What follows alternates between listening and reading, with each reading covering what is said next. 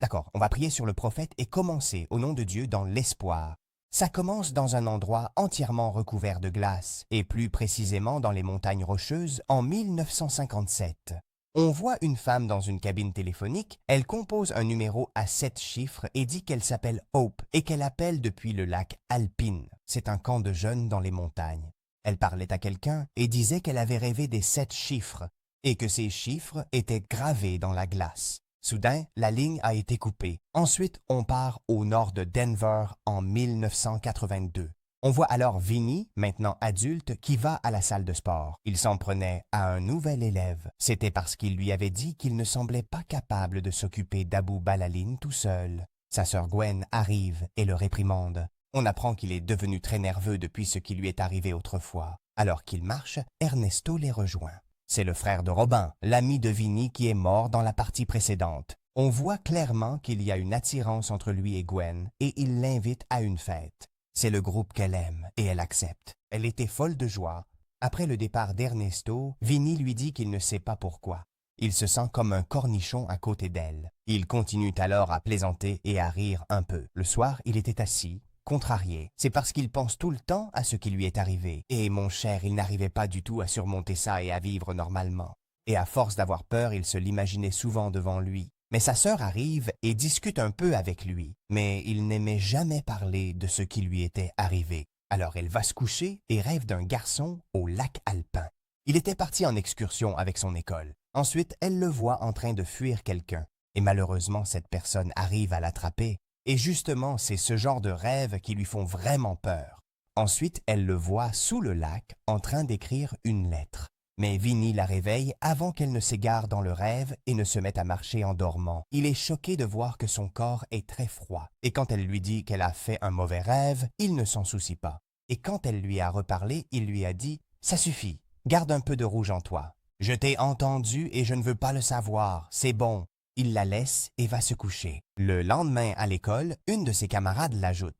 Elle la trouvait étrange. Mais il y a quelqu'un qui lui fait oublier sa gêne et lui donne les 2 jolis billets. Et il lui demande alors si elle peut vraiment communiquer avec les esprits. Et quand elle lui demande « Comment tu l'as su ?» il lui dit que c'est sa famille qui lui a raconté à l'époque où la police avait découvert l'endroit où se trouvait le corps de son frère Robin. Alors elle lui avoue qu'elle communique effectivement avec les esprits. Et elle lui dit que sa vie est étrange et qu'il vaudrait mieux qu'il s'éloigne d'elle. Mais lui, il lui fait comprendre qu'il l'aime, peu importe la situation. Au même moment, Finney rentrait chez lui et il trouve un téléphone qui sonne dans la rue. Il s'arrête, effrayé, mais décide de répondre et dit tout de suite qu'il ne pourra pas l'aider sans même écouter qui parle. Mais en fait, mon cher, il était écrit sur le téléphone qu'il était en panne. On dirait bien qu'on va revenir au bon vieux temps. L'important, c'est que la nuit, Gwen rêve d'un autre garçon au même lac. Et lui aussi lui écrit une autre lettre. Elle se lève et marche en dormant jusqu'à ce qu'elle arrive. Et elle lui dit la même chose, c'est-à-dire que c'est Gwen qui lui parlait auparavant. Et quand la ligne coupe, elle raccroche le téléphone et soudain, elle trouve Max derrière elle qui lui dit qu'elle ne peut pas rester ici. Ensuite, ils entendent le bruit de quelqu'un qui descend les escaliers. Et soudain, le téléphone sonne, mais elle trouve Vinny derrière elle qui la réveille et lui dit qu'elle est sortie alors qu'elle dormait encore et qu'il l'a sentie partir et l'a suivie. Elle est choquée de se retrouver dans l'endroit dont elle rêvait. Elle s'effondre et lui dit qu'elle est sur le point de devenir folle. Elle lui dit qu'elle parlait à leur mère et quand il lui dit qu'elle rêve, elle lui répond « Tu sais très bien que mes rêves ne sont pas ordinaires. » Elle lui explique que leur mère l'a appelée depuis un camp de jeunesse. Et bien sûr, si elle a pris contact avec elle, c'est qu'il y a une raison importante. Et quand elle s'en va, il reste là, fixant la chambre. Au fond de lui, il était ébranlé, mais il essayait de ne rien laisser paraître. Le lendemain matin, Joanne lui montre une annonce pour le camp de jeunesse. Elle lui dit que c'est l'endroit d'où sa mère l'a appelé et lui explique qu'ils doivent absolument s'y rendre.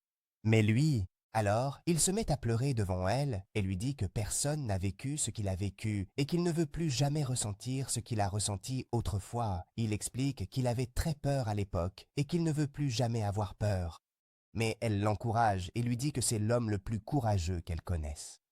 Et quand son père insiste pour partir, elle lui parle du rêve de sa mère et lui révèle la vérité sur sa mort. Pour lui prouver qu'elle dit la vérité, elle lui rappelle ce qu'il avait dit la première fois qu'il l'a vue, à l'époque où il se reprochait la mort de sa femme.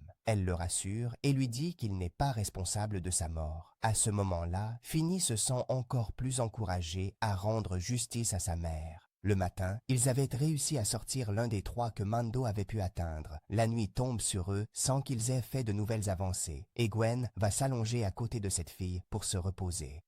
Et quand elle se lève, elle fait attention et la remet à sa place. Mais malheureusement, elle s'endort et se retrouve debout avec eux. Elle voit Bill arriver en courant vers elle. Quand elle essaie de lui échapper, elle tombe dans le lac. Quand ils essaient de la réveiller, il n'y arrive pas et lui arrive avec un balai à la main, continue à glisser dessus et il le fait même heurter sa femme et les frappe.